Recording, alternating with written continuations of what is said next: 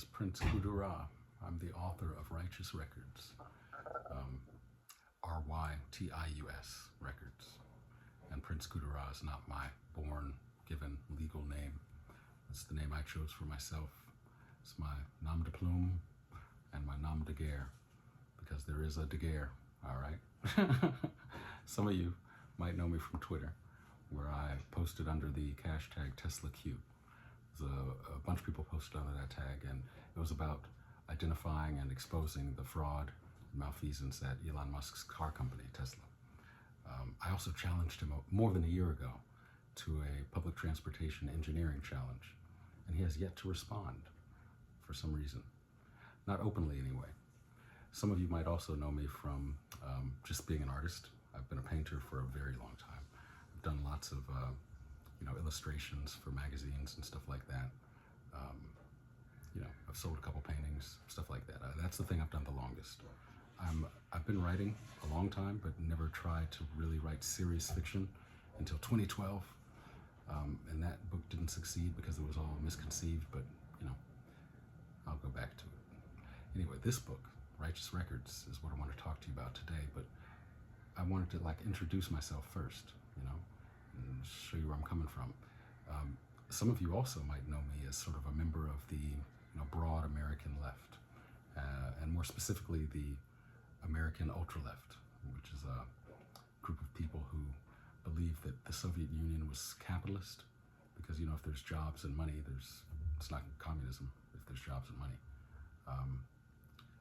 and who believe that the liberation of the working class is the working class's own task, not that of a vanguard party. And interesting enough, and relevant to the book, the constitution of an agent capable of overturning capitalism is the primary task of the working class, identifying itself as a class whose interests are separate from that of the capitalists. That's more than half the battle here, just like it's more than half the battle in the world of Rytius Records, which we'll get to. I worked at The Nation magazine from 1998 until 2009, and I learned a lot there. My politics weren't aligned with theirs, and I knew that very soon after working there, but I stayed there because I met so many incredible people and just had so much exposure to so many new things. And I was young, and it was just amazing to be in New York and to be around all those people. I wouldn't trade that experience for anything. But I left there in 2009 and moved to Los Angeles, where I now live with my son in the jungle, the Crenshaw area, right behind Crenshaw Mall, basically. And during the time that I was in New York, though, I met and began to associate with several people from several journals, like the journal Race Trader, which was run by John Garvey and the dearly departed Noel Ignatieff, from whom I learned an immense amount, him and John. And then I worked with John a little bit on Hard Crackers. John runs that journal Hard Crackers with several other comrades, and I've contributed there. And I contributed also to the publication and the maintenance and the administration of the online journal Insurgent Notes, which was edited by John Garvey and Lauren Goldner.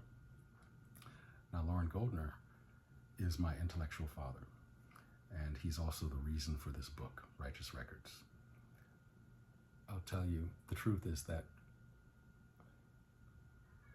I would not have written this book if I hadn't had to visit him in January 2023. About 10, 12 years ago, I promised Lauren that if he ever needed to move, I would help him pack up his library and store the books, because he had an enormous library, about 8,000, 9,000 books. And so in 2023, him and his wife were planning on moving to an assisted living facility. And so I had to make good on my promise and go and help him pack up his stuff. So I did that, and I hadn't been in New York since 2011, so it was a long time between those visits. And the feeling of the streets and the feeling of the city and all that was so powerful. And also seeing my friend and mentor in such a bad state. He was on what, his figurative deathbed. He was not yet bedridden, but he was declining quickly. And seeing all that and feeling the city and all that would hit me very hard. And so on the way back to LA from New York, I took a cab or a subway to Newark. I walked around the streets of Newark for a bit and felt that, and went to the airport and felt that, got back home to Los Angeles, and the next night I had a dream. And I wonder how many of you have seen the movie Soylent Green with Charlton Heston, and it's a great flick. But do you remember Charlton Heston's character had a friend who was an old crusty guy who, remembered the old days.